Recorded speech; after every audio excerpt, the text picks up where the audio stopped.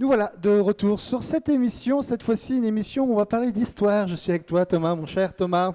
Et oui, on se retrouve pour une nouvelle émission, nouveau format. C'est la deuxième. Deuxième émission, donc la première a été vraiment très intéressante. On a appris beaucoup de choses sur le C-Space, sur les organismes qui l'organisent. Ouais, tout à fait. Il y avait des super invités, un beau plateau. Et même moi, j'ai appris quelque chose au cours du quiz, comme quoi le nombre de lancements et le nombre de campagnes n'était pas si clair que ça, hein. Rien n'est automatique. On en parlera dans quelques instants donc avec Alain Juge qui nous a rejoint. On avait cette émission, on la vise un petit peu pour parler un petit peu d'histoire, mais également pour se remémorer le bon temps, l'époque du Safe Space à différentes époques, parce que certains l'ont un souvenir dans les années 70, années 80. Moi, c'est peut-être plus les années 2000. Ouais, moi c'est un petit peu plus récent, mais au final on s'aperçoit que chaque époque est pleine d'anecdotes, de richesses, et au cours de cette prochaine heure, on va accueillir plusieurs personnes pour justement revivre un peu ces temps forts. Et puis, bien sûr, il y aura évidemment, encore une fois, des vols de fusées qui vont avoir lieu pendant l'émission. Et vous le vivrez, bien sûr, en direct sur cette antenne. Nous sommes sur Twitch en direct. Oui, oui, c'est parti pour cette deuxième heure de live. Alors vous pouvez nous suivre, n'hésitez pas à en parler à vos amis et à partager le lien. Mais si jamais vous n'avez pas l'occasion, l'émission sera rediffusée sur YouTube prochainement. Les débuts du C-Space, c'est pour en parler qui de mieux que Alain Juge. Alain Juge, bonjour. Bonjour. Alors nous avons devant vous ici Alain Juge qui a participé aux toutes premières campagnes. À la toute première, oui, en novembre 63. Novembre 63, ça remonte. Et alors, tu les as peut-être pas toutes fait dans... Absolument. J'ai participé à pas mal de campagnes on va dire, de 63 à 72 à peu près. Après une grosse interruption, pour raisons professionnelles et familiales, on va dire. Et j'ai repris en 2002, après ma retraite. Absolument. Alors, donc du coup, le C-Space, dans le temps, comment ça s'est passé? Peut-être revivre un petit peu, le recontextualiser par rapport au spatial à l'époque. Voilà. Comment ça s'est passé? Alors, si on se replace un peu dans le contexte historique, le premier satellite Sputnik en 57, Yuri Gagarin, premier homme dans l'espace, a orbité autour de la Terre en 61. Suivi de peu par Alan Shepard, mais là, lui, il a fait qu'un saut de puce. L'américain, oui. Voilà, et John Glenn en 62, début 62. En 63, d'ailleurs, au moment de la première campagne, c'était Valentina Tereshkova qui faisait 3 révolutions autour de la Terre, hein. Et la France lançait son premier satellite en 65. Astérix, c'est ça qui s'appelait? Astérix. Et puis enfin, le 20 juillet, donc date d'anniversaire aujourd'hui, le 20 juillet 69, un premier homme sur la Lune avec Neil Armstrong et Buzz Aldrin. Buzz Aldrin, bien forcément, voilà. Voilà. Donc ça, c'était un peu pour planter le décor, hein. Donc, sinon, le CSP, en fait, toute l'histoire commence en 62 à la création du CNES, dont une des missions dont tu n'as pas parlé tout à l'heure, mais une des missions importantes était justement d'encadrer les jeunes qui auparavant lançaient des fusées de leur fabrication tout entière, y compris la poudre et tout ça. Et évidemment, il y a eu quelques accidents sérieux. Et du coup, ce besoin d'encadrer les jeunes pour ces fabrications de fusées. Dans la foulée est née l'ANCS, Association nationale des clubs spatiaux d'abord, qui est devenue scientifique après parce que c'est rajouté l'astronomie, les sciences de l'environnement, etc. Donc c'était plus que les clubs spatiaux. Et ensuite, c'est devenu la NSDJ, pour enfin, il y a à peu près 20 ans, je crois, devenir Planète Science. 2002, oui, tout à Voilà. fait. Donc c'était pour les 40 ans de l'association, on va dire. C'était d'ailleurs encore une astronaute qui avait été la marraine de cet anniversaire. C'était Claudine Ignoré qui était présente. Effectivement, ouais. Alors, dans le cadre de ces Safe Space, qui ne s'appelaient pas Safe Space à l'époque, mais des campagnes de lancement, tout simplement, en fait, le CNES avait pour rôle, si j'ai bonne mémoire, de fournir les propulseurs et toute la partie technique autour de ça, hein, donc les pyros, etc. Alors que l'ANCS avait plutôt un rôle d'organisation de campagne et de suivi des clubs. Grosso modo, c'était à peu près les missions de chacun. Alors, au tout début, il n'y avait qu'un seul type de moteur qui s'appelait la TEF 74. C'était un moteur énorme, hein, qui avait 4000 newtons de poussée. Il faisait 16 cm de diamètre. Il y avait d'ailleurs les ailerons déjà dessus. Évidemment, ça supposait des fusées en rapport avec la taille. Donc c'était généralement des fusées qui faisaient 35 kg, 30-35 kg, 2 mètres, 2 mètres 50 de haut, et qui montaient à des altitudes assez importantes du style 5000 mètres, quoi. Alors, entre 3 et 5000 mètres. Bon, après, évidemment, d'autres moteurs sont apparus, parce que là, effectivement, c'était un peu gros. Le deuxième moteur qui est apparu, il s'est appelé le 7000 d'abord, et après, il a été renommé Cabri, qui a entamé une série de cervidés bien connus. Oui. Hein, donc d'autres moteurs sont apparus du style Kariakou, Koudou, Chamois, Isoire, enfin bon, d'autres. Et ce qui a donné toute une gamme en fait de moteurs d'une puissance relativement faible, comme le Wapiti, qui devait développer, je crois, 80 newtons de poussée, jusqu'au le plus puissant, c'était je prends mes notes. Le Caribou, hein, Caribou qui développait 4000 newtons aussi de poussée. Alors, donc en 1963 à Sissonne, donc c'est entre Reims et Laon, c'est dans l'Aisne. Lancement de la première fusée Algol du club AAA, ce qui veut dire l'Association des amateurs d'astronautique. Bon, cette première campagne a vraiment marqué le début des campagnes. Et il faut dire qu'à l'époque, l'organisation était loin de correspondre à celle qui est aujourd'hui. Hein. C'était vraiment la débrouille totale. Il faut dire qu'il y avait un responsable du CNES et un seul qui faisait tout. Il faisait l'organisation, il faisait le suivi des clubs, il faisait le pyro, il faisait tout, quoi.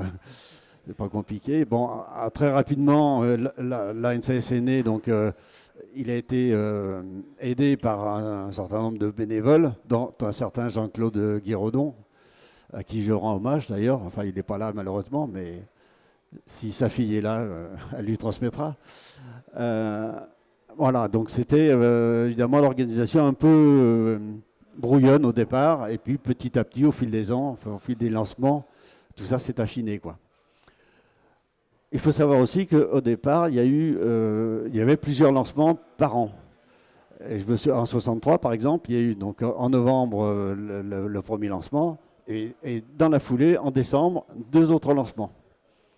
En 64, donc l'année suivante, il y a eu au moins 4 ou 5 lancements et 2 campagnes. En 66, 3 campagnes, carrément, avec, on va dire peut-être au total une dizaine ou une douzaine de lancements. Donc petit à petit, le nombre de lancements a augmenté. Et il y avait beaucoup de projets, mais il y avait beaucoup de clubs aussi. J'ai pu voir dans les documents que tu m'as confiés. On parlait de 600 clubs à un moment donné en France. 600. J'ai vu énormément sur une carte de France. Alors c'est peut-être 300, je ne sais plus. Alors mais... peut-être depuis la nuit des temps, enfin depuis 62 à maintenant, de nos jours, qu'il y a eu 600 clubs, ça ne m'étonne pas, oui. D'accord. Il y a eu beaucoup de clubs. Alors après, qui naissent, qui disparaissent, bon. Il y a quelques clubs qui sont relativement pérennes. Et j'en suis fier. Le facile, celui que tu as fondé. Très fier. Bon, après, il y en a d'autres. Je vois les Eaux, le Garef, etc. D'autres clubs qui sont aussi très anciens et qui perdurent. Ouais. C'est souvent d'ailleurs dans le cadre d'écoles où il y a une certaine succession, quoi.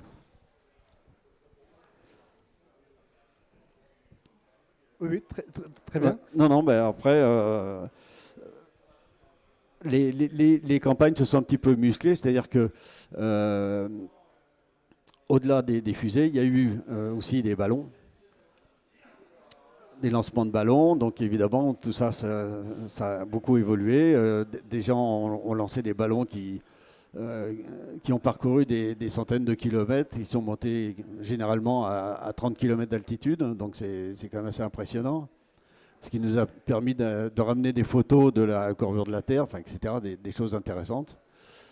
Ensuite sont venus les minifs, ce qu'on appelle maintenant les minifs. Donc en fait, grâce aux propulseurs un peu plus légers, ça a permis à des jeunes peu expérimentés de démarrer dans l'activité, de maîtriser la stabilité des fusées, de maîtriser également la récupération des fusées, donc par parachute ou tout autre moyen. On a vu plein de solutions toutes plus marrantes les unes que les autres, hein, du style parapluie, vol plané, j'en passe et des meilleurs, quoi. Donc y a vraiment, ça permet d'expérimenter des solutions qui seraient hasardeux d'expérimenter sur des fusex, quoi. Tout était possible. Tout est possible. Ouais. Même le parapluie. Même le parapluie, oui. Ça marche pas mal, hein, enfin bon. Il y a des choses marrantes. Ouais. Alors, ce que je voulais dire aussi, c'est que dans les années 70, il y a eu ce qu'on appelait des camps de jeunes, donc qui venaient là pendant 3 semaines ou un mois, et qui, pendant cette période, fabriquaient leurs propres fusées et les lançaient à la fin du camp. Et ça, il y a eu donc un certain nombre de réalisations intéressantes. Et ces camps se sont assez rapidement appelés Furobalex. Fu comme fusée, Ro comme robot, parce qu'il y avait aussi des robots, Ba comme ballon et Ex comme expérimental. Malheureusement, ces camps se sont arrêtés là, au début des années 2000, je crois 2011, 2012, je ne sais plus exactement. C'est un peu dommage, mais c'était une belle expérience. Et ça a permis aussi de garder cette convivialité dans les campagnes qui existe toujours, et ça c'est très, très important. Hein. C'est-à-dire que les clubs ne sont pas en compétition, mais s'entraident dans la bonne humeur et dans la solidarité. Et donc ça, je trouve que c'est très bien et j'espère que ça va perdurer. Hein. Oui, tout à fait. Quand on va dans les stands des équipes, justement, ils sont très volontaires à expliquer leur projet, à prendre le temps de discuter, et il n'y a pas de rivalité du tout. Et s'il manque une vis à un club, il n'y a pas de problème, il y a toujours un club qui va lui trouver la vis qui va bien, etc., quoi. Alors, on est un peu pris par le temps, donc du coup, on va continuer un petit peu sur le déroulé du C-Space, donc du coup. Alors, C-Space, alors rien ne serait possible sans l'aide des militaires, hein, ça c'est bien connu, puisque tout se passe sur des terrains militaires. Alors, il y a eu énormément de terrains militaires qui ont été utilisés. Bon, j'en citerai que les principaux. Je dirais peut-être le plus utilisé, c'est la Courtine, je pense. Je pense que c'est la Courtine. Mais il y a eu Mormolan, Sissonne, évidemment, le premier, Tarbes, évidemment, Gers. On a parlé tout à l'heure de Biscarrosse. Mormolan, enfin bon, il y a énormément de camps militaires qui nous ont accueillis. Et les militaires nous ont apporté également pas mal de soutien, que ce soit pour les transports. On le voit bien encore aujourd'hui avec les camions. Ça a été parfois avec des cars ou avec des jeeps. Je me souviens que dans les premières campagnes, avec les jeeps, ils se faisaient un malin plaisir de passer dans tous les trous qu'ils trouvaient, histoire de nous secouer un petit peu, quoi. Mais bon, ça c'est de l'anecdote. Alors, les militaires nous ont aussi beaucoup aidés dans toute la partie sécurité de la campagne, qui est une préoccupation aussi majeure de Planète Sens et du CNES. Pour l'instant, et je touche du bois, il n'y a pas eu d'accident dans aucune des campagnes. Il se trouve qu'en 2003 ou 2004, il y a eu un petit incident qui a fait atterrir une fusée un peu près de la zone publique, ce qui a provoqué d'ailleurs un émoi parmi tout le monde. Moratoire, oui. Voilà, et ce qui a généré une année moratoire. où aucun lancement n'a eu lieu, ce qui a généré un certain nombre de réflexions, tant sur les propulseurs que sur les conditions de sécurité. Et évidemment, chaque fois qu'un petit événement de ce type se produit, il y a un certain nombre de remises en cause et d'adaptation des règles de sécurité, quoi. Ça marche. Merci beaucoup en tout Voilà. cas pour ces explications. Ça nous remet un petit peu dans le contexte le C-Space ces dernières années. Ce que je vous propose, c'est qu'on se remémore aussi. C'était un reportage qui a été fait sur TF1 à l'époque. C'était à Millau et c'était en l'an 2000. On regarde ça tout de suite. Depuis 3 jours à Millau, à l'occasion du Festival européen de l'espace, des amateurs qui ont construit leurs engins dans des clubs ou dans leur lycée. Linda Huré, Christelle Chiroux. Concentration et sérieux sont de rigueur. Pour ces jeunes amateurs d'électronique et de mécanique, la construction de fusées n'est pas un jeu, c'est une véritable passion. Étudiants en école d'ingénieurs, lycéens ou collégiens, ils assemblent leurs fusées souvent avec les moyens du bord. Le travail est long et minutieux. Nous, c'est un projet d'1 an. On fait toute la conception en mécanique et en électronique de la fusée. C'est un club et pendant notre temps libre, on fait une fusée à plusieurs. Toutes les catégories de fusées sont représentées, de la plus rudimentaire à la plus élaborée. Et pas besoin d'être spécialiste pour se mettre au bricolage. Ces jeunes font partie d'un centre de vacances spécialement organisé autour du Festival de l'espace. En 15 jours, ils ont appris les rudiments de la mécanique. Résultat, une fusée expérimentale de 2 mètres de haut.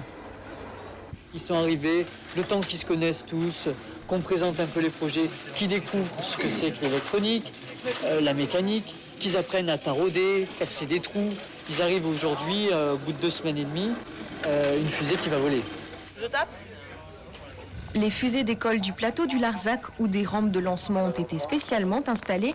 Là aussi, l'ambiance est très sérieuse. Des pyrotechniciens mettent en place les propulseurs et un compte à rebours annonce le décollage. 2, 1, mise à feu. Pour que le lancement soit réussi, il faut un atterrissage en douceur. Ici, c'est l'échec.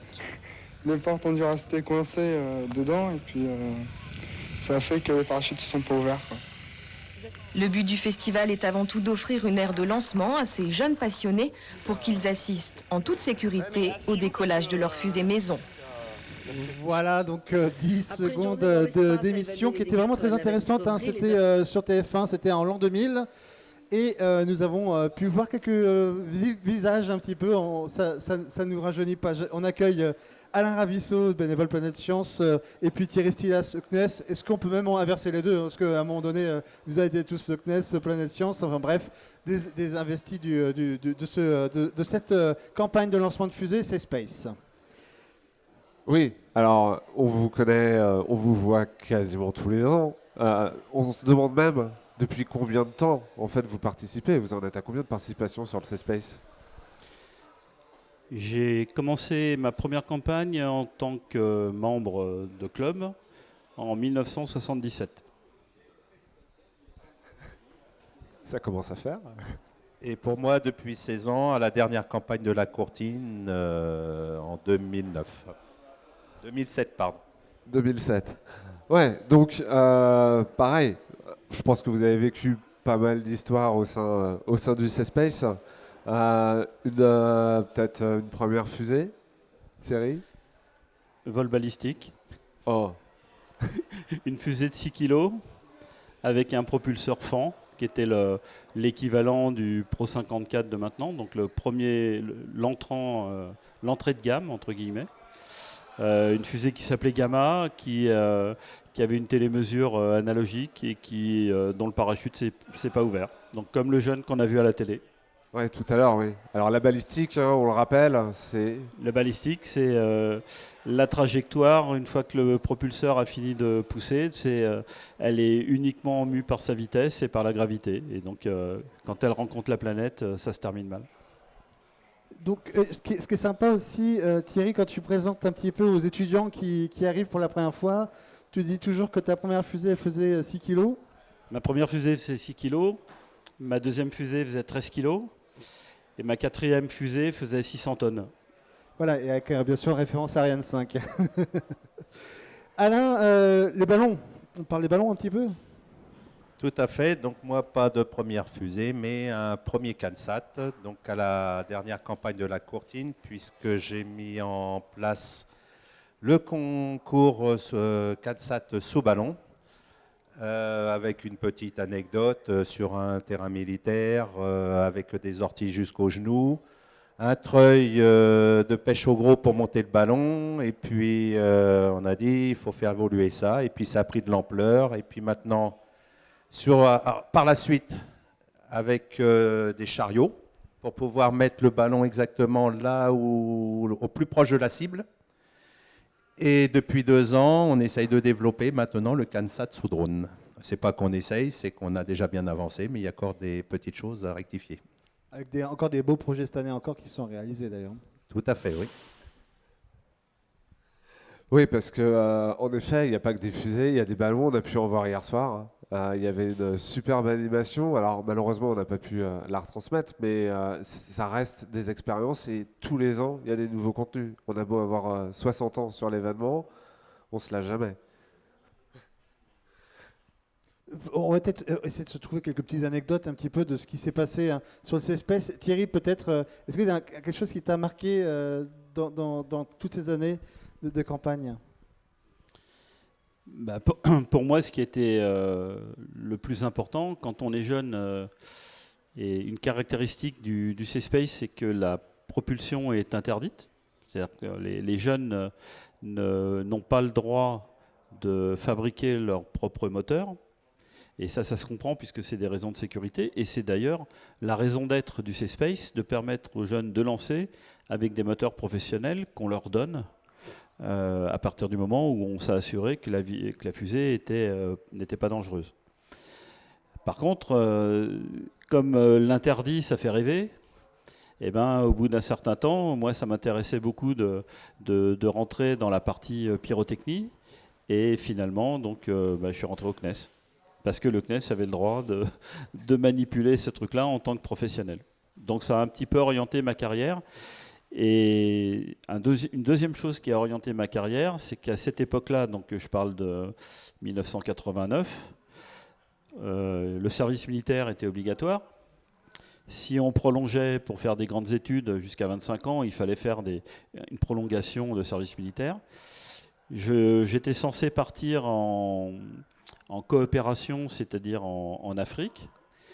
Et en fait, à l'occasion d'un camp scientifique Planète Science, on m'a proposé de réorienter mon transfert en Afrique vers un transfert en Outre-mer. Et je me suis retrouvé pour la première fois au Centre spatial guyanais. Et je ne l'ai jamais quitté. On va se proposer une petite vidéo pour se remémorer aussi. C'était sur France 2, un petit reportage de la Courtine en 2005. Ça te parle peut-être, Thierry? On regarde ça.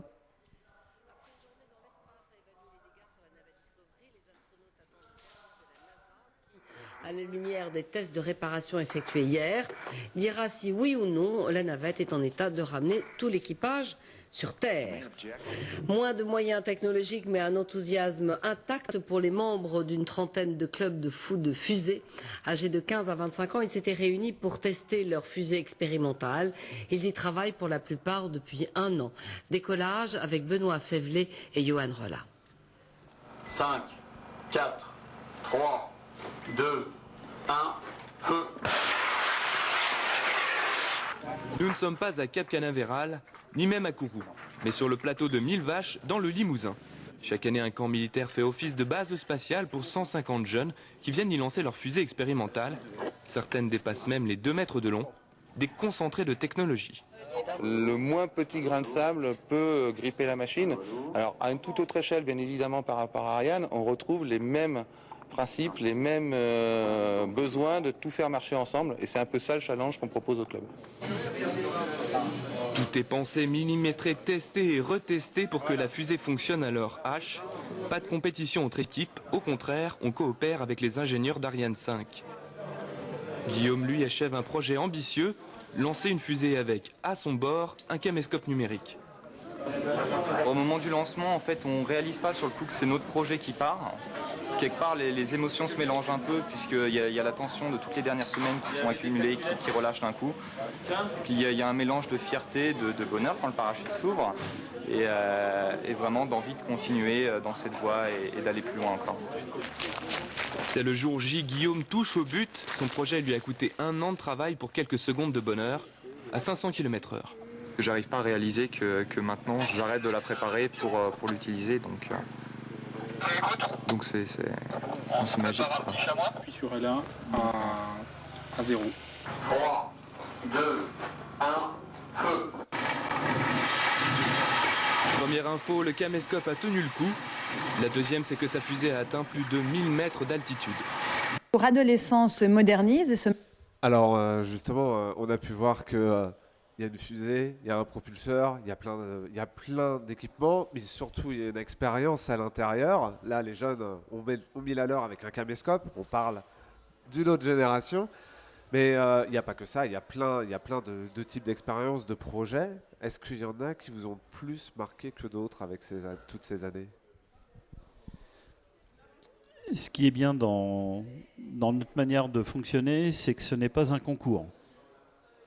Donc comme ce n'est pas un concours, c'est l'imagination, l'expérience est une idée, une création des jeunes qu'ils déposent en début d'année, réalisent la fusée, lancent la fusée et donnent un rapport pour savoir si l'expérience a fonctionné ou pas fonctionné. Et il n'y a pas 2 expériences identiques sur la même année. Et ce qui donne en même temps une émulation pour l'année d'après, où les gens disent « Ah tiens, on peut faire ça, ah mince, et puis moi j'ai eu un problème, ils sont venus m'aider. » Enfin voilà, donc on prend de l'expérience en pratiquant. Et ça, c'était un credo de Planète Science, de la NCS, comme disait Alain Juge, qui était vraiment la démarche expérimentale, c'est-à-dire vraiment d'expérimenter. Si ça ne marche pas, le CNES donne toutes les conditions de sécurité, et on peut quand même lancer, même si on n'est pas tout à fait sûr que ça fonctionnera. Et donc les expériences, c'était vraiment très important là-dessus. Il y a peut-être un projet qui t'a marqué plus que d'autres ? Tu serais à nous dire un... Le mien. Le tien, bien sûr, évidemment, mais on a vu beaucoup de Non, ce que je veux dire, c'est que notre club s'était spécialisé dans les récupérations par parapluie. Donc en fait, d'habitude, les récupérations se font par parachute. Et là, on avait essayé d'intégrer le parachute dans la fusée, en coupant le corps de la fusée en 4, comme quand on déploie un parapluie. Et donc, c'est assez spectaculaire, mais pas très efficace. Mais c'est assez sympa quand même. Alors moi, j'ai vu des anecdotes, j'ai retrouvé des documents de 69 ou 68, je ne sais plus exactement à quelle date, où justement ils avaient modifié le cahier des charges en disant qu'on interdisait les souris, par exemple. J'imagine qu'au fil du temps, il y a eu aussi des interdictions comme ça, par rapport à des projets un peu loufoques, non ? C'est bien ça ? Oui, c'est-à-dire qu'en fait, on a... Les expériences biologiques ont très rapidement été interdites, et on peut le comprendre. On avait proposé effectivement une expérience d'un accéléromètre à souris, où en fonction de l'accélération, on mesurait le cri de la souris. Donc ça a été refusé, ça n'a jamais été fait. Non. Il y a quand même certaines limites dans l'imagination. Il y a eu des paramécies, il y a eu des expériences biologiques, mais les expériences biologiques demandent beaucoup de préparation. Il y a eu de l'ensemencement de nuages avec des ferments lactiques, où la fusée à l'apogée devait libérer... on n'a jamais mangé de yaourt après ça, mais il y a eu ce type d'expérience. Et Alain, toi, de ton côté, sur les CANSAT, on a eu des expériences un peu surprenantes, des parcours un peu spéciaux ? Oui, tout à fait. Je me souviens, c'était à Biscarrosse. Un jeune, je dirais même assez jeune, puisqu'il devait avoir aux alentours de 14 ans. Il larguait son CANSAT. Une fois atterri, il y avait une trappe qui s'ouvrait, une petite motorisation qui roulait sur le terrain, avec une cuillère qui grattait pour planter une graine. Et en roulant, ça remettait la terre en place dans l'objectif de planter de la végétation sur les planètes. Ah oui, ça c'est chouette ça comme projet, ça. C'est vraiment sympa. Également, donc, on a été accueillis sur pas mal de bases militaires. Vous en avez vécu quelques-unes. Il y en a certaines qui vous ont marqué plus que d'autres. La base militaire qui m'a le plus marqué, c'était aussi la première, Parce qu'on découvrait, donc c'était la Courtine, Courtine dans la Creuse. Et il est clair que la Courtine, c'était quand même un terrain fantastique dans le sens qu'il faisait plus 40 degrés l'après-midi, moins 15 degrés la nuit. Et donc il y avait effectivement des conditions de travail qui étaient assez fantastiques. Ensuite, on a pratiqué très longtemps Mourmelon. On a fait la Courtine, le Ruchard, Mourmelon. Ensuite, on est parti à Bourges, Millau. Et puis, on a fait Val d'Aon. À l'époque, il y avait aussi des campagnes internationales qui accueillaient des clubs étrangers, des Danois, des Suédois, des Belges, qui faisaient leur propre moteur et que l'on invitait à lancer leur fusée avec nous. Donc, à l'époque, on restait à peu près 5 ans dans un camp militaire. Et puis, on a fait Biscarrosse. Et suite à Biscarrosse, on est venu ici où on est accueilli. Et ça fait quand même 7 ans maintenant qu'on vient tous les ans ici. Ça passe très très vite. Mais en plus, on a le contact avec les gens, c'est fantastique. On s'y plaît bien au premier RHP, hein, tout à fait. Et il y a une année où on n'a pas fait de camp militaire. C'était en 2004. Je vous propose de le revue, c'était ici. C'était sur cette vidéo.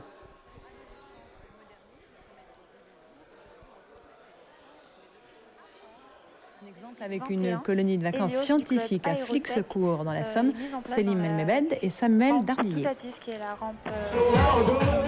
Une colo qui s'amuse à sa manière. Depuis près d'un mois, une trentaine d'adolescents construisent fusées, robots et ballons expérimentaux. Le séjour touche à sa fin, certains n'ont plus qu'une nuit pour finir leur projet. D'autres participent à des défis scientifiques en temps limité. Des bouchons de bouteilles. Avec le même matériel, les équipes ont 14 heures pour fabriquer un module d'atterrissage planétaire.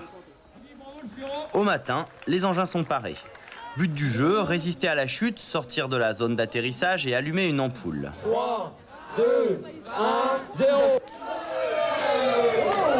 Le succès n'est pas toujours au rendez-vous, mais l'humeur reste au beau fixe. Il suffisait juste que l'interrupteur s'allume et que le scotch ne se décolle pas. On a fait ce qu'on a pu et on s'est bien amusé toute la nuit. Maintenant, on va aller se coucher. Pour finir en beauté, la colonie reçoit un groupe d'invités. Jans, Matteo. Italiens, allemands ou espagnols, ils viennent des villes de construction de la fusée Ariane. Pour cette rencontre, ils ont fabriqué un ballon expérimental, encore un moyen de faire descendre les sciences de leur piédestal. Le but, c'est aussi d'être le plus ludique possible, de dire que l'électronique, c'est pas forcément avoir des schémas très compliqués sur une feuille et essayer de les résoudre. C'est que ça peut être très simple et très amusant avec 2-3 composants. Faire rimer ludique et scientifique, l'objectif est atteint. Voilà, donc nous avons un moment qui était le Flixecourt, une année où il n'y a pas eu c'était le moratoire, hein, c'est ça? C'est en 2004, donc c'est l'année du moratoire. Et il y a quand même eu une campagne, mais il n'y a pas eu de lancement de fusée. Nous sommes dans un chronologie, parce que nous sommes en lancement de fusée, bien sûr. Nous avons une fusée expérimentale qui va être lancée dans 6 minutes. C'est le projet Helios du club Aérotech et qui sera lancé sur Toutatis. Donc on reprendra à ce moment-là, mais donc en attendant, on a encore quelques petits instants. Bah, oui, parce qu'on a déjà évoqué avec Alain tout à l'heure ces fameux camps d'été où les jeunes pouvaient expérimenter. Ça fait partie d'une éducation et d'une sensibilisation scientifique. On a vu que ça réussissait aussi pour faire potentiellement carrière, mais tu connais très bien ces J'ai jours été de vacances. animateur de camp. Je n'ai jamais été directeur de camp, mais c'est grâce à cette animation que j'ai pu passer le brevet de formation d'aptitude à la formation d'animateur, le BAFA, grâce à Planète Science et au Franca.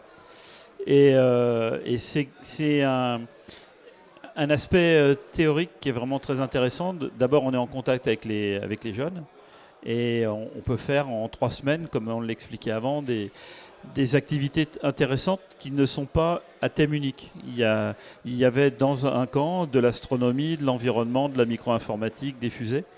Et tout ça, c'est une colonie de vacances scientifiques hyper intéressante, autant pour les animateurs que pour les jeunes. Et d'ailleurs, les jeunes, très souvent, me rappelaient d'une année sur l'autre en me disant « Bon, Thierry, tu fais quoi au mois d'août ?» Et je les ai suivis pendant 3-4 ans. Oui, c'était notamment aussi le Furobalex. On en croise encore certains dans les zones qui sont même devenus dans l'organisation. La propulsion, on a quelques mots sur la propulsion. Elle évolue au fil du temps. Alain nous en a parlé un petit peu. D'ailleurs, c'est marrant parce qu'il m'a parlé d'un propulseur où les ailerons étaient accrochés. Ça me parle. Je crois que tu m'en as montré un comme ça. La Mirvé ou le chamois? Peut-être, je sais pas. Mais tu dois mieux savoir que moi. Ah bon. Donc en fait, au niveau des propulseurs, donc comme l'a expliqué Alain tout à l'heure, il y a eu deux périodes. Il y a eu une période où les propulseurs étaient des propulseurs chargés, fabriqués par le CNES et mis à disposition des clubs. Et ensuite, à partir de 2006, quand on est passé à la Courtine, 2005-2006, on est passé d'une production faite par le CNES à des propulseurs Cesaroni, donc un fabricant canadien qui avait plusieurs gammes de moteurs rechargeables, relativement simples à mettre en œuvre, et qui coûtait surtout 2 à 3 fois moins cher que les propulseurs qui étaient fabriqués. Donc ça, c'était vraiment très intéressant. Maintenant, dans la gamme des propulseurs, c'était soit dérivé du militaire.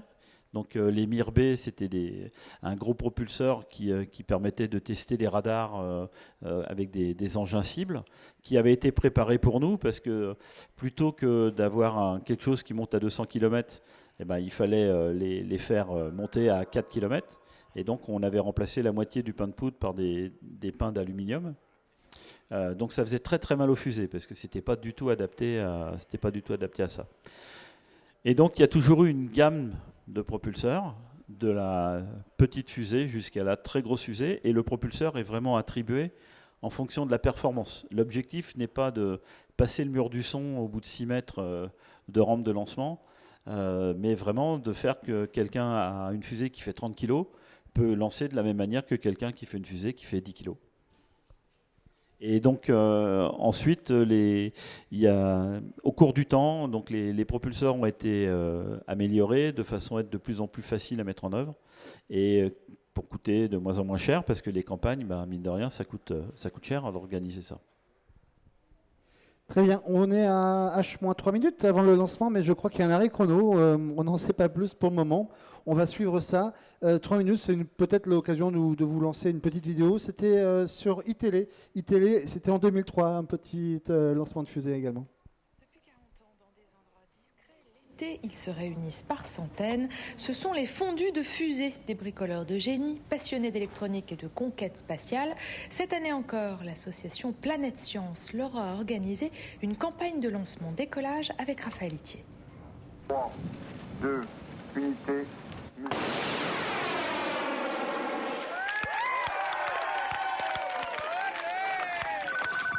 Vol nominal pour le projet Zébracolor. Vertigo, Eureka, Axel, Mini Polyphène, Azimut, ce sont toutes des fusées amateurs. En 3 jours, 34 ont été lancées à partir de ce terrain militaire. L'objectif, maîtriser tous les paramètres du vol et réussir un lancement parfait. La vitesse la plus grande, ça sera environ 600 km/h, déjà après 2 secondes. Et nous espérons que ça va monter jusqu'à environ 1500 mètres. Mais pas question de balancer la fusée n'importe où, l'engin doit être équipé d'un dispositif de récupération. Il y a un parachute parce qu'il faut toujours récupérer toutes les mesures, l'électronique et la structure mécanique. Alors pour celle-là, le parachute n'a pas fonctionné, ça arrive. Pourtant, entre les calculs de balistique, la réalisation mécanique et la conception de l'électronique embarquée, chaque fusée représente 1 an de travail. Et tout est revérifié à la dernière minute sur le pas de tir. Interrupteur 3B. Interrupteur fusée 8 en position A. Il est ensuite temps pour les concepteurs de la fusée de céder la place aux pyrotechniciens du Centre national des études spatiales, les seuls à être habilités à manipuler les explosifs. Je vous demande l'autorisation de mettre en place la ligne de mise à feu. Une fois la procédure engagée, la salopette rouge à l'abri, c'est la mise à feu.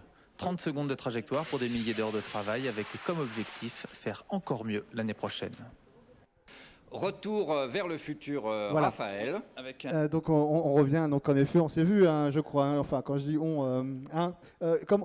comment les Japonais te surnommaient? Oui, au début j'ai pris ça, j'étais pas content, et en fait j'ai appris que c'était un honneur, donc les Japonais m'avaient appelé Super Mario. Avec la salopette rouge, c'est ça? Avec la combinaison rouge, les moustaches et la casquette. Et donc j'ai pris ça comme un honneur, parce que les Japonais étaient vraiment adorables.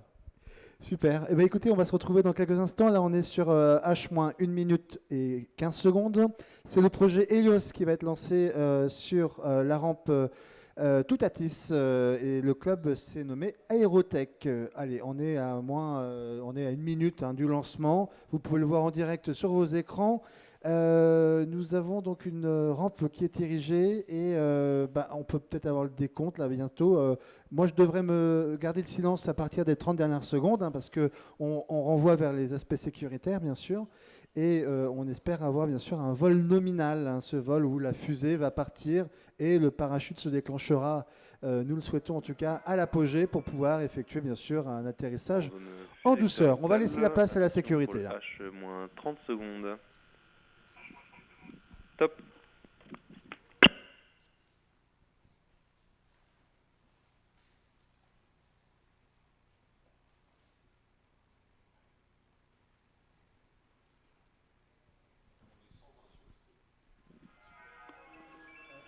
Attention pour le décompte final.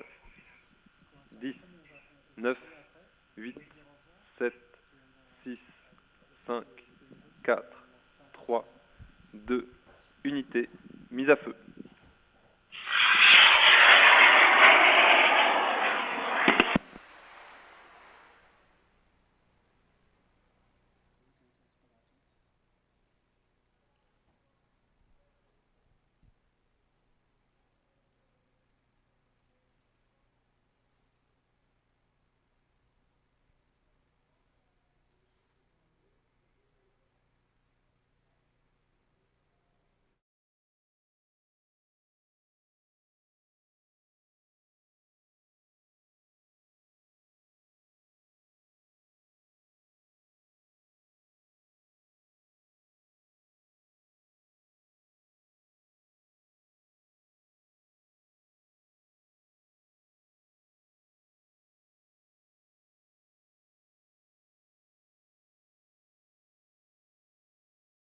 Le vol est balistique.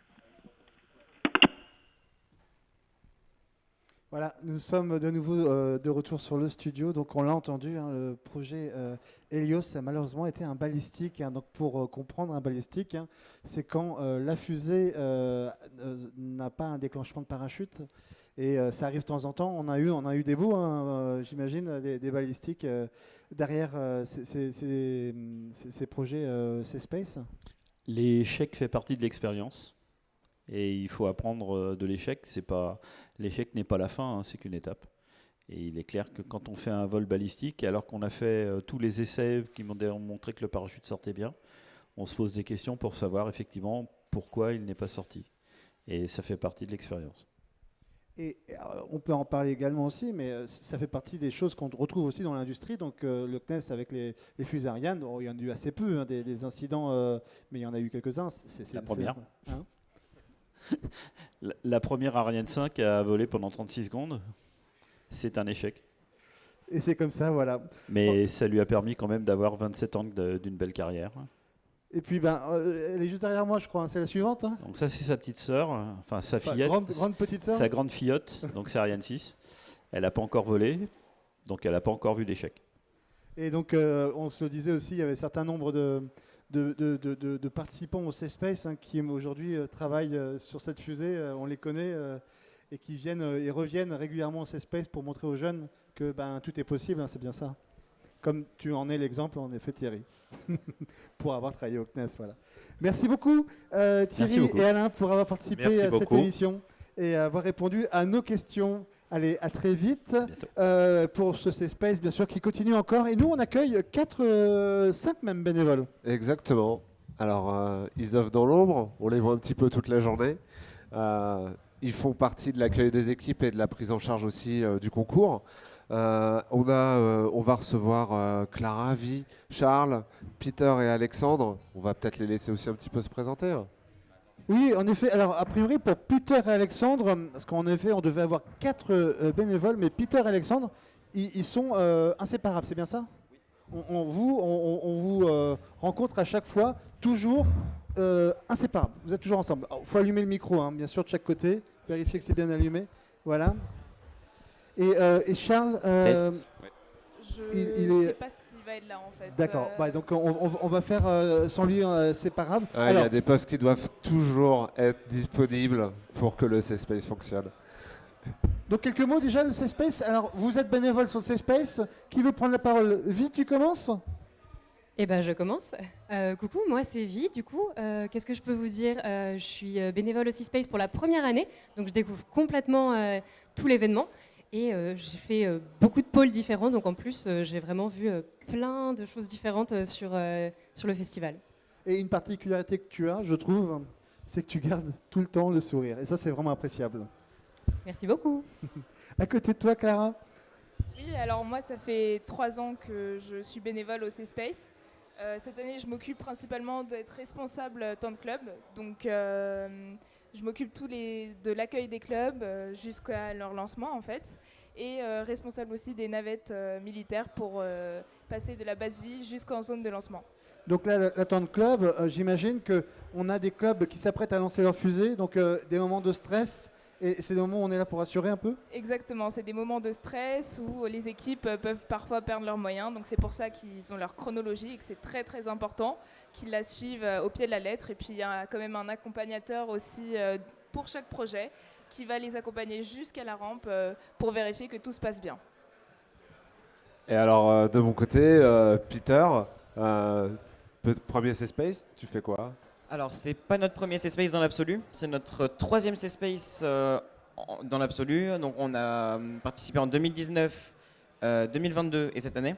Mais c'est notre première C-Space en tant que bénévole. Et là, on a toujours été présent pour aider à chaque fois qu'il y avait besoin d'aide et qu'on était disponible. Et cette année, on est venu en tant que bénévole parce qu'on a retardé notre fusée d'1 an pour être sûr d'avoir le temps de la finir. Et c'est vraiment une autre expérience d'être bénévole et c'est assez sympa. Ouais. Alexandre? Comme l'a dit Peter, on travaille ensemble tout le temps, donc c'était vraiment sympa. Bénévole, on a aidé à décharger, logistique. Moi j'ai fait un peu de debug, je crois que Peter aussi, on a aidé les clubs. Comme on n'avait pas trop de tâches à signer, on a vraiment fait plein de choses différentes. On a changé de casquette souvent, c'était vraiment cool. Mais j'avoue que personnellement, le fait de ne pas avoir tiré une propre fusée à moi me manque un peu. Bien qu'on ait tiré une fusée cette année, mais que ce n'était pas la nôtre. Ouais, alors après, en effet, vous êtes quand même déjà mordu et ne pas tirer, mais ne pas venir, ça serait pire. Encore pire, oui. Nous allons avoir dans 10 minutes à peu près un autre projet fusée expérimental qui va partir. C'est le Xenon du club Leofly. Ça sera lancé sur la rampe de lancement pleine contre X, voilà, et c'est à peu près 10 minutes d'attente encore et on le verra partir, donc on sera peut-être interrompu dans notre expérience, mon cher Thomas. On s'adapte, on s'adapte. J'ai l'impression que ça va être les garçons contre les filles, c'est ça? Ouais, c'est peut-être un petit peu cliché, on doit le reconnaître. On a encore le temps de mélanger, hein. Mais bon, rien n'est fait. Alors, on vous propose, un peu pour changer, un petit quiz. Vu que vous faites partie de l'organisation, serez-vous suffisamment expérimenté pour répondre à ces questions? Alors, il y a des questions faciles, ouais. Et il y a des questions qui sont, je ne le cache pas, un petit peu plus difficiles. On est prêts. Vous êtes prêts? Challenge accepté. Alors, première, une basique. Une basique. Quelles sont les 3 règles de sécurité principales pendant un lancement? Regardez la fusée. Restez silencieux. Restez et être debout. Et être debout. Alors, c'est tout juste. Oui, tout juste une réponse collégiale, on peut ouais, dire. Quand même. Est-ce qu'on peut avoir une explication, enfin un détail sur les règles? Parce que là, on a le mode buzzer. Sinon, moi, j'ai le speech exactement par cœur, mot pour mot, en français, en anglais. Mais alors, vas-y, tiens, on veut entendre. Comment ça fait? Il faut prendre l'accent de... on saura après le prénom. Mais... Oui, alors, avec le jingle. Est-ce que tu l'as en français? Non, je ne l'ai pas en français. Bon, alors, le français. Message de la direction des vols. Le prochain lancement aura lieu dans moins de 2 minutes. Nous vous rappelons les consignes de sécurité. Vous êtes priés de vous tenir debout, attentif et tourné vers les rampes et de rester silencieux et attentif pendant toute la durée du vol. The next launch is imminent. For your safety, please stand up, be quiet and attentive during the flight. Ah, c'est impeccable, bravo, je crois. On a bien mémorisé le message. Je crois que si on a besoin de faire de nouveaux enregistrements vocaux, on sait vers qui s'adresser. Hein. Oui, voilà, donc bien sûr, c'est des aspects sécuritaires qui sont évidents. C'est si jamais il y avait une fusée qui revenait vers nous, ben, c'est important de pouvoir le faire. Comme tout à l'heure, là, on l'a bien vu, hein, la fusée est passée au-dessus de la tente et elle est derrière la zone publique. Donc, si on n'avait pas été attentif, là, ça allait. Il n'y avait pas de risque, mais ça aurait pu. Exactement, le vol s'est bien passé en soi. En fait, il y avait des vents ascendants qui l'ont poussé pendant la période de redescente, mais On sait si jamais. on regarde pas, On sait jamais, voilà. voilà. Il vaut mieux être trop prudent que pas assez. Question numéro 2. Alors ça, c'est une question pour ceux qui ont été il y a quelques années au C-Space. Nous avons donc que signifient les initiales ZAS. ZAS. Zone, déjà. Zone, oui, ça c'est bon, c'est validé. S. Sécurité? Non. Il y a donc AS, là il nous manque. On l'avait demandé il y a 3 jours et on l'a plus. C'est zone aérienne? Non plus. Non plus. Non. Presque. Zone aérospatiale? Aéronautique? Non plus. C'est très court. Alors, pour vous donner un indice, Zone à survoler? ça vient de Biscarrosse, du centre de lancement de la DGA, là où on lançait les fusées il y a 8-9 ans. Et c'est la zone qui sert justement à cette mission. C'est pas zone à survoler. Ça aurait pu. On n'est pas très très loin dans l'absolu, mais c'est pas ça. Vous donnez. Mais je l'ai plus là. On est très proche, mais. Vous donnez votre langue au chat? Ouais, je Hein pense. Et Voilà. Et c'est la zone air-sol. Air-sol, puisque ce sont des lancements de missiles. Donc En voilà. plus, je sais plus quel. Un des militaires qui conduit la véhicule. navette nous a dit. Voilà, air-sol, donc c'est-à-dire que les missiles tombent de l'air vers le sol. Allez. Alors, on a des bénévoles, mais il faut les transporter. Pas que les bénévoles, toutes les personnes qui sont ici. Est-ce que vous pouvez nous citer 2 véhicules emblématiques du C-Space? Le GBC, évidemment, c'est le camion militaire qu'on utilise, qui certes est parfois un peu désagréable à monter. Alors quand on est justement, à nous on l'intérieur. le connaît sous notre nom. Comment on l'appelle? De quoi? Ce GBC, comment on l'appelle? C'est pas le brise-cul ou quelque chose comme ça? On n'est pas loin, en effet. On n'est pas loin, le tape-cul. Le tape-cul, oui. Voilà. Après, Et ça c'est un premier véhicule. Est-ce qu'on a d'autres? la ZAS Patrol, La ZAS Patrol. évidemment, qui va jusqu'à Jupiter et qui même parfois fait les récup de fusées. Absolument. Il y en a d'autres encore. Hein. Vous connaissez pas? De véhicules dans l'absolu ou de véhicules qui font des navettes? Qu'on a nommé. Peu importe, des véhicules qu'on utilise dans le cadre du C-Space. Il y a le Spatiobus. Ah, le Spatiobus, oui, on C'est peut le vrai, mettre ça aussi peut dedans, compter. ouais, tout à fait. Il y a le minibus que conduit Nicolas. C'est vrai, mais il n'a pas de nom. Il n'est pas emblématique. Il a Les, pas. les trucs vrai. de Loc Alliance qu'on casse chaque année. Ça, c'est les prestataires de location, en effet. Non, On pourrait pen- citer la Pyromobile. Ouais, la Poussin Mobile aussi, la ZAS Truck. Et puis, bien sûr, Bah, le les deux TAPQ autres, on les a et la ZAS Patrol, on les a cités. Bravo, en tout cas. Alors, moi, je vais vous poser une autre question. On a fait un hommage à une personne qui nous a accueillis depuis pas mal d'années ici, qui va partir en retraite. C'est Monsieur Lousteau. Quel est son grade? Adjudant-chef. Adjudant-chef, Lousteau, bien entendu. Voilà. On n'a pas eu le temps de répondre. Très rapide. C'est rapide. Avez-vous la réponse? C'est pas si facile que ça. Combien de campagnes ont eu lieu depuis 60 ans? Plus que. 59? Je suis sûr qu'il y a un piège. Non, il y en a plus que 60. Ah ouais? Ouais, mais on le sait parce qu'on a fait cette question en fait. Mais on n'a jamais eu la réponse. Mais parce qu'on ne l'a pas tout simplement. Et en effet, il y a eu beaucoup plus. On doit en être autour d'une centaine à peu près hein, de campagnes de lancement. Il y en a eu des années où il n'y en a pas eu, mais il y a eu aussi des années où il y a eu 2 ou 3 dans la même année. Voilà. Okay. C'est pour ça. Donc on n'a aucune archive précise du nombre. Il faudrait. On n'a aucune idée. Il faudrait prendre le temps avec Alain pour compter Ouvrir toutes les archives et campagnes. tout compter. Donc vous posez des questions, vous n'avez pas les réponses. Ben voilà, on espérait que vous puissiez Je suis nous un peu les donner. scandalisé, j'avoue. Bon, dès que celle-ci, on la compte pas. Dans combien de lieux a eu lieu le C-Space? 3. Non, il y en a plus.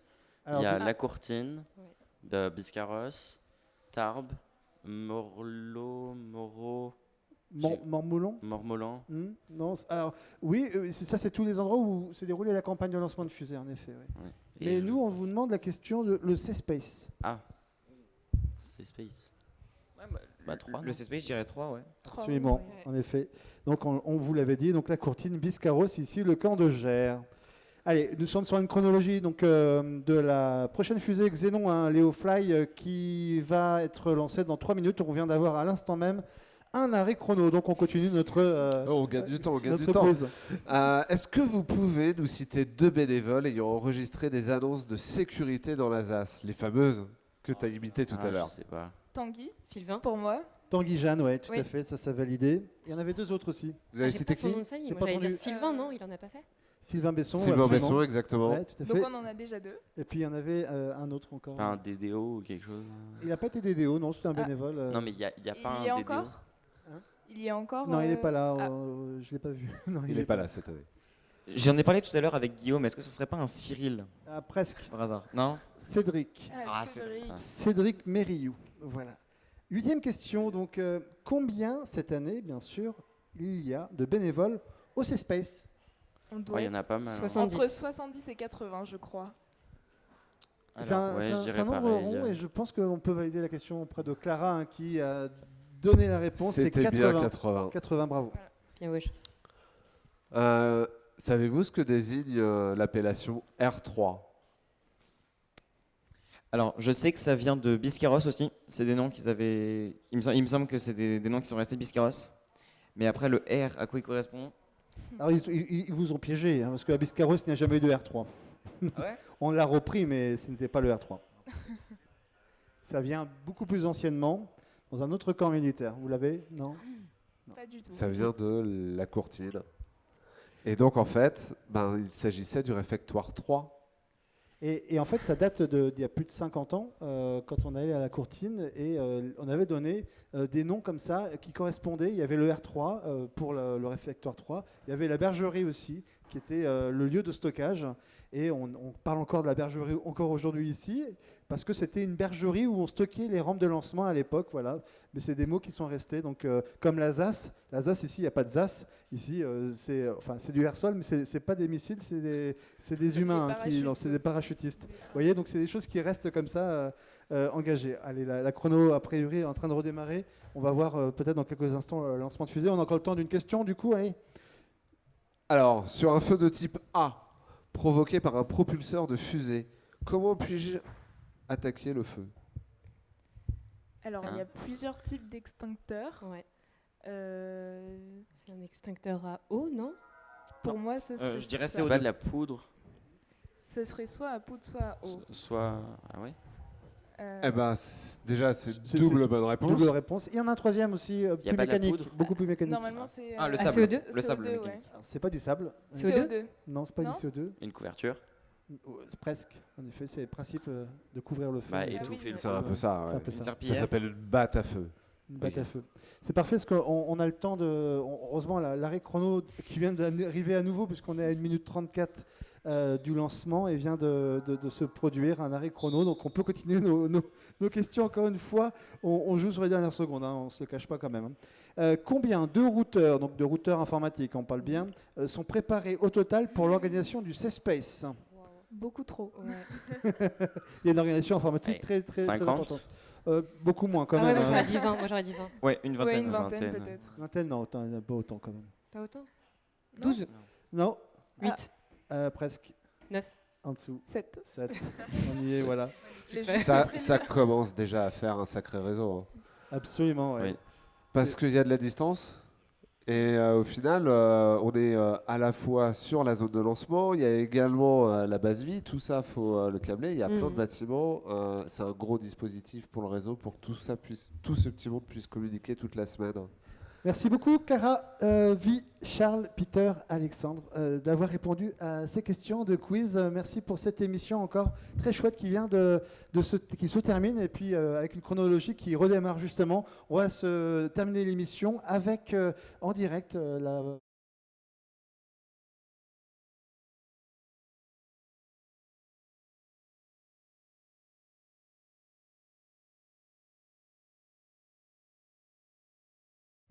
C'est parti.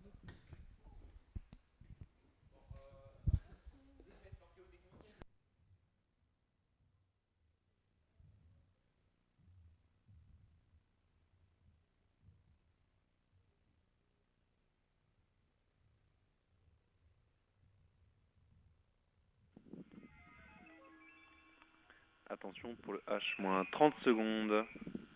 Top.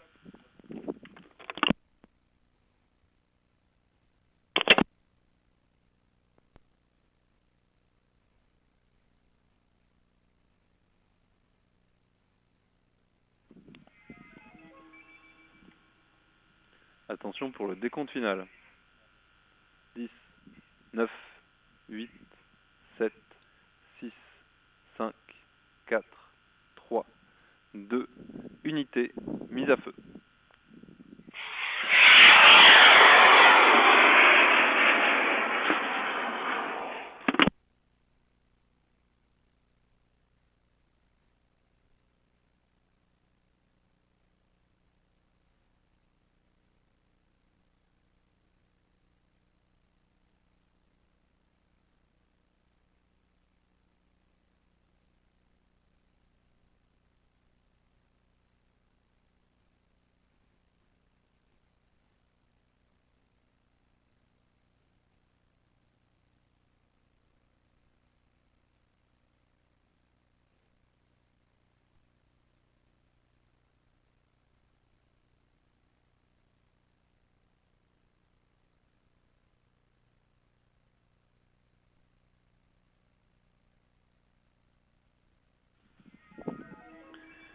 Pour la fusée Xénon du club Léofly, le vol est balistique.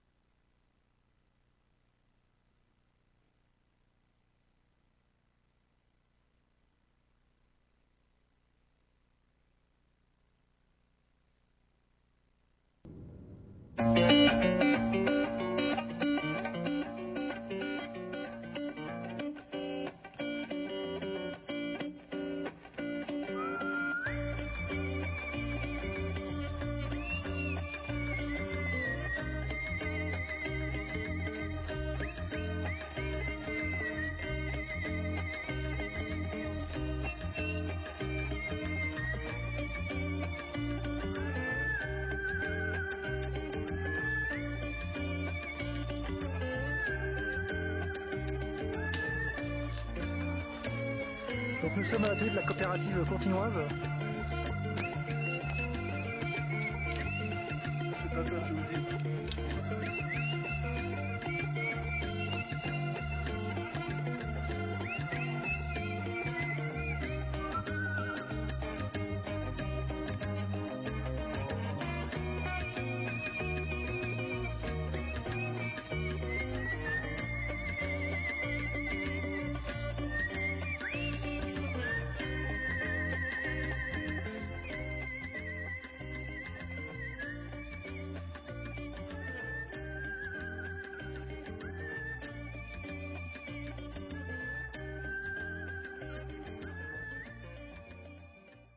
Arsène, mon ami, comment est-ce que tu sens ce début de campagne? Bah écoute, je sens les bites passer. Comment est-ce que vous sentez ce début de campagne? Super bien. Bah, comme toutes les campagnes, on n'a pas dormi. Mais alors, vous la sentez comment ce début de campagne là? Mal. Non, il y a la bière qui arrive maintenant. Alors, et cette campagne, vous la sentez comment là? Liquide. Alors, comment vous le sentez ce début de campagne? Bah écoute, pour l'instant tranquille. On est en train de préparer nos positions. On espère que d'ici la fin de la semaine, tout le monde sache bien jouer à la belote.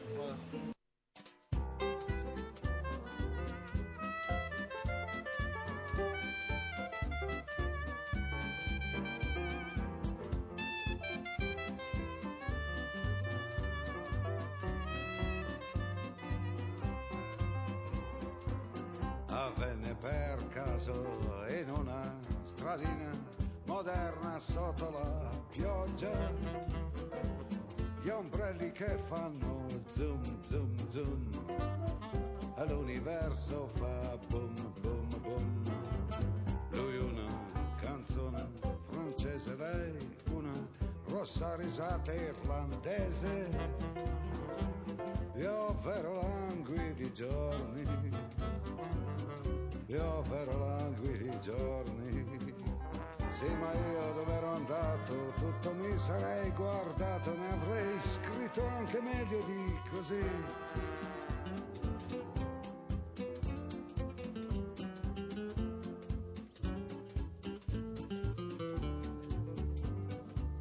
Lui era un Loden portato da una dolcezza senza rimpianti, da studi classici ardenti, la pipa morsa tra i denti.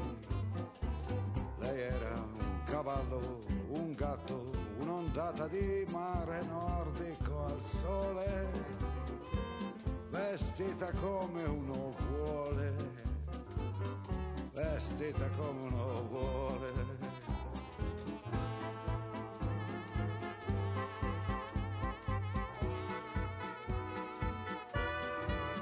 Due belle gambe lei e un po' di fumo azzurro lui, col permesso degli dei. Gli dei dei begli sonni, gli dei dei begli anni, gli dei dell'amore rosso, del fuoco nelle sottane, architetture lontane.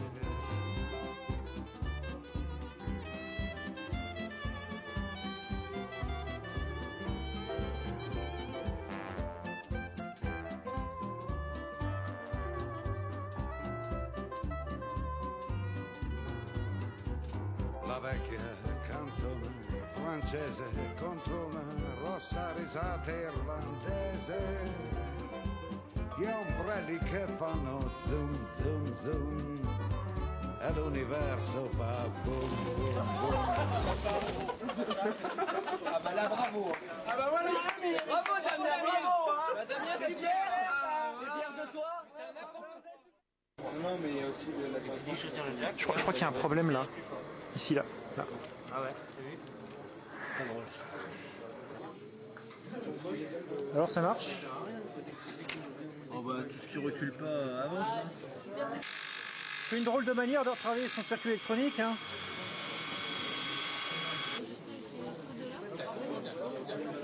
Je pense qu'il faut écarter un petit peu plus les trous. Hein. Alors ça fonctionne? Oui. Bon. Ça marche toujours pas? Non, les soudures, c'est pas ça. C'est une horreur. Alors ça fonctionne? Ça commence. Je trouve que cette fusée, elle est particulièrement jolie quand même. Hein. Pas le mec qui l'a construit par contre. La gazette sera prête à temps? Bah, si l'imprimante marche, si on a bien relu nos fautes d'orthographe, ça devrait marcher, ouais.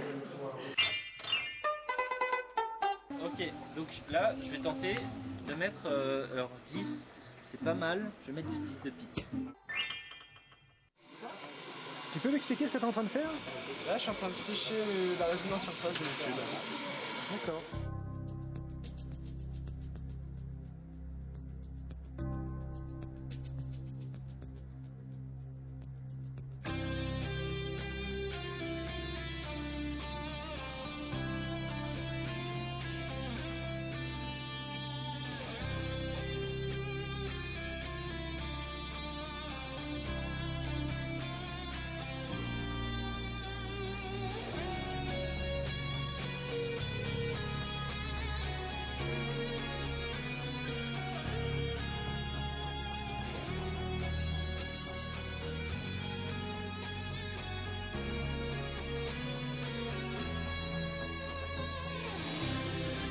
Bon vol.